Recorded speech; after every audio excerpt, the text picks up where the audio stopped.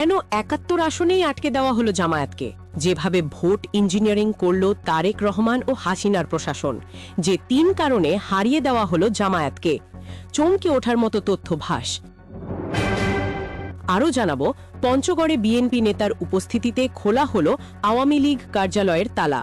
ফলাফলের দিনেই বিএনপির আসল রূপ ফাঁস, আওয়ামী লীগকে কোলে বসাতে প্রস্তুত তারেক রহমান। আপনারা দেখছেন লাইভ নিউজ বাংলা। এতক্ষণ দেখছিলেন সংবাদ শিরোনাম, এখন দেখুন বিস্তারিত। নির্বাচনের ফলাফল দেখে কারো কারো মন খারাপ, কেউ আবার রাগে ফুঁসছে। ফেসবুকে আমিরে জামাত বা জামাতকে নিয়ে গালাগালিও কম হচ্ছে না। ভাই, একটু শান্ত হয়ে ভাবুন তো। আবেগের চশমাটা খুলে বাস্তবতা দেখুন। ইতিহাসে জামাতের এত ভালো সময় আগে কখনো আসেনি। ৭১টা আসন, ভেবেই দেখুন, এত আসন তো জামাত আগে কখনোই পায়নি। ১৮-২০টার বেশি ছিল না। আর এবার তো রাজধানী ঢাকায়ও ৬টা আসন পেয়েছে। এটা কি কম কথা? এর কৃতিত্ব অবশ্যই আমিরে জামাত ডক্টর শফিকুর রহমানের। তিনি ক্যাডার নির্ভর দল থেকে পুরো জামাতকে সাধারণ মানুষের দলে পরিণত করেছেন। যারা তাকে গালি দিচ্ছেন তারা আসলে এই ব্রেক থ্রুটার গুরুত্ব বুঝতে পারছেন না। আপনারা হতাশ কারণ সরকার গঠন হয়নি, ঠিক আছে, কিন্তু সংখ্যার দিকে তাকান। প্রায় ৫৩টা আসনে জামাত মাত্র ৭০ থেকে ২০০০ ভোটের ব্যবধানে হেরেছে, মানে জনসমর্থন ৫০-৫০। বিএনপি আর জামাত প্রায় একই পরিমাণ ভোট পেয়েছে। এটা সাধারণ হার না, এটা টেকনিক্যাল ডিফিট। এত পপুলার ভোটের প্রভাব কোথায় পড়বে? এর প্রভাব পড়বে নীতি নির্ধারণী পর্যায়ে।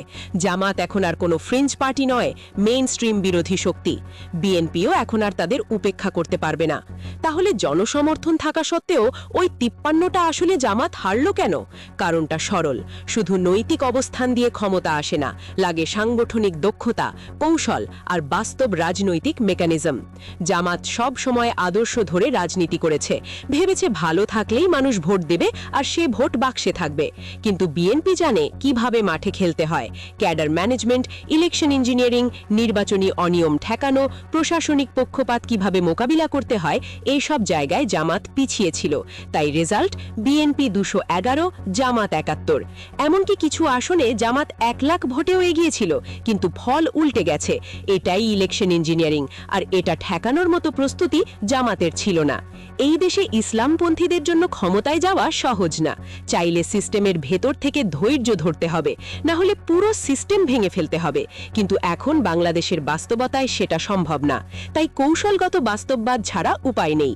অনেকেই বলছেন আন্দোলনে নামি, দেশ অচল করে দিই, কিন্তু গত ১৭ বছর জামাত শিবির এমনিতেই নির্যাতিত। এখন আন্দোলনে নামলে যদি ২০১৩-র মতো অবস্থা হয়, তাহলে ৫-১০ বছর আবারও নির্যাতনের চক্রে পড়তে হবে। এখন আন্দোলনে নামলে এই ৭১টা আসনের সম্ভাবনাও নষ্ট হয়ে যাবে। বিএনপি সরকার গঠন করেই ফেলছে, আন্দোলনে নামলে ওরা প্রশাসন দিয়ে চেপে ধরবে। তার চেয়ে ওদের মতো দেশ চালাতে দিন, চাঁদাবাজি লুটপাট করুক, মানুষ এমনিতেই বিরক্ত হবে। তখনই সুযোগ কাজে লাগাতে হবে। একটু পেছনে তাকান, এক সময় শিবিরের নাম নেওয়াটাই ছিল পাপ। নেতারা ফাঁসিতে ঝুলেছেন, কর্মীরা পালিয়ে বেরিয়েছেন। সেখান থেকে এখন ৭০-এর বেশি আসন, ৩০% ভোট, ২টা বিভাগীয় শহর জয়, ঢাকায় ৬টা আসন, ক্যাম্পাসে শক্ত অবস্থান। আর কি চান? এটা আল্লাহর বিশেষ রহমত ছাড়া আর কি? তারেক রহমানের সঙ্গে ঝামেলা করে লাভ নেই, এখন দরকার সংগঠন গোছানো। সামনে সিটি ও উপজেলা নির্বাচন, এখন থেকেই ইউনিয়ন ভিত্তিক সংগঠন গড়ে তুলুন। বিশেষ করে রংপুর, খুলনা, রাজশাহী, ঢাকার ৮০% ইউনিয়নে জেতার মতো লোকবল তৈরি করুন। ৫ বছর শুধু ওয়াজ মাহফিল করলে হবে না, প্রশাসনিক বাস্তবতাও বুঝতে হবে। কিভাবে ভোট কেন্দ্রে টিকে থাকতে হয়, রেজাল্ট আনতে হয়, সেসব শিখতে হবে। মাঠের শক্তি আসল শক্তি। যদি ৮০% ইউনিয়নে জামাত শক্তিশালী হয়, আগামী জাতীয় নির্বাচনে কোনো ইঞ্জিনিয়ারিং আপনাদের হারাতে পারবে না। বাস্তবে জামাত ১৩৫টা আসনে জিতেছে, কিন্তু ডিপ স্টেট তা কমিয়ে ৭০-৭১-এ রেখেছে। এখন অনেক তরুণ, বিশেষ করে অনলাইন কর্মীরা ডক্টর শফিকুর রহমানকে গালি দিচ্ছে, কেন প্রতিবাদ করছেন না, এই নিয়ে প্রশ্ন তুলছে। কিন্তু বিশ্বাস করুন, তার অবদানের গভীরতা অনেকেই এখনো বোঝেননি। মানুষ হিসেবে তিনি কেমন সেটা আলাদা বিষয়, কিন্তু কৌশলে, রাজনীতিতে তিনি বাংলাদেশের ইতিহাসে অন্যতম সেরা। কেউ কেউ তাকে আব্দুল হামিদের চেয়েও বুদ্ধিমান মনে করেন, এমনকি মুরসি কিংবা এরদোগানের চেয়েও তার কৌশলগত বুদ্ধি বেশি বলেও মনে করেন অনেকে। ডক্টর শফিক অহেতুক শক্তি নষ্ট করার লোক নয়। 2018 সালে দায়িত্ব নেওয়ার পর তিনি ছোটখাটো আন্দোলনের সময় নষ্ট করেননি। তিনি শক্তি জমিয়ে রেখেছিলেন, তারপর সবকিছু ঢেলে দিয়েছিলেন জুলাইয়ের বড় আন্দোলনে। এখন তিনি বুঝে গেছেন মিডিয়া, সেনাবাহিনী, আমেরিকা, ভারত সবাই একসাথে বিএনপির পাশে। এত বড় শক্তির বিরুদ্ধে মাঠে নামা মানে জামাতকে পুরোপুরি পিষে ফেলা। তাই তিনি চুপচাপ 71টা আসন মেনে নিয়েছেন। আসলেই এটাই একজন বিচক্ষণ জেনারেলের সিদ্ধান্ত। জামাত তো ইসলামপন্থী দল। আমেরিকা আর পশ্চিমা দেশগুলোর একটা স্পষ্ট রেড লাইন আছে, তারা ইসলামপন্থীদের সরাসরি ক্ষমতায় দেখতে চায় না। মিশরের মুরসি সেই লাইনটা পেরিয়েছিলেন, শেষ পর্যন্ত তাকে ক্ষমতা থেকে নামিয়ে দেওয়া হয়েছিল, জীবনও দিতে হয়েছিল। তিউনিসিয়াতেও ঘটনা একই। ডক্টর শফিক রহমান সেই ভুলটা করতে চান না। তিনি জানেন জামাতের কর্মীরা 17 বছর ধরে কতটা জুলুম সহ্য করেছে। এখন একটু খোলা বাতাসে শ্বাস নিতে শুরু করেছে মাত্র। এখন হুট করে 135টা আসন দাবি করলে আবারও কঠোর দমন নেমে আসবে। সংগঠন গড়ার জন্য সময় দরকার, মুক্ত পরিবেশ দরকার। ডিপ স্টেট যতটুকু সুযোগ দিয়েছে, জামাতও ঠিক ততটুকুতেই নিজেদের অবস্থান শক্ত করছে। এটা কোনো হার না, এটা হলো কৌশলগত পিছু হটা, স্ট্র্যাটেজিক রিট্রিট। রাজনীতি তো একদিনের জন্য নয়। জামাত যে ভোট পেয়েছে তার বড় অংশ আদর্শের জন্য নয়, অনেকে শুধু বিএনপির বিকল্প ভেবে ভোট দিয়েছে। তাই এই মুহূর্তে বিপ্লবের সময় নয়।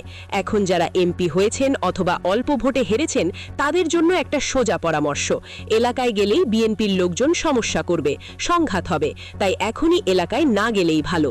কিন্তু মানুষের সাথে যোগাযোগ বন্ধ করবেন না। ফোনে, মেসেজে প্রত্যেক ওয়ার্ডের লোকজনের সাথে কথা বলুন। ইউনিয়ন ভিত্তিক চেয়ারম্যান প্রার্থী ঠিক করে দিন। তাদের দায়িত্ব দিন মানুষের পাশে দাঁড়ানোর। সময় ভালো হলে অফলাইনে মিটিং, আড্ডা সবটা বাড়ান। রাজনীতি করুন দুই ভাবে, একটা জামাতের নিজের, আরেকটা জনতার সাথে। যাই করেন প্রত্যেক শুক্রবার এলাকায় যান, জুমার নামাজ পড়ুন, মানুষের সাথে মিশুন। হামিদুর রহমান আজাদের মতো একেবারে গুটিয়ে যাবেন না। মানুষের সুখে দুঃখে, বিয়েতে জানাজায় পাশে থাকুন। মানুষকে খাওয়ান, নিজের আসনে ব্যক্তিত্ব তৈরি করুন। শুধু দলীয় পরিচয় নয়, নিজেরও একটা গ্রহণযোগ্যতা গড়ে তুলুন। ডক্টর শফিকুর রহমান যা করেছেন সেটাই ইতিহাসে থাকবে। তিনি জামাতকে একেবারে খাদের কিনারা থেকে তুলে এনে শক্তিশালী বিরোধী দলে পরিণত করেছেন। এখন সামনে তাকান, সিটি নির্বাচনের জন্য প্রস্তুতি নিন, ইউনিয়ন ভিত্তিক সংগঠন সাজান। যারা নেতাকে গালাগালি দিয়েছেন থেমে যান, নেতার উপর আস্থা রাখুন। তিনি আপনাদের আবেগের চেয়ে বাস্তবতাকে গুরুত্ব দিয়েছেন বলেই আজ জামাত টিকে আছে। আগামী 5 বছর সংগঠন গুছান, মানুষের পাশে থাকুন। সামনে বাংলাদেশ আপনাদের হাতেই আসবে ইনশাআল্লাহ।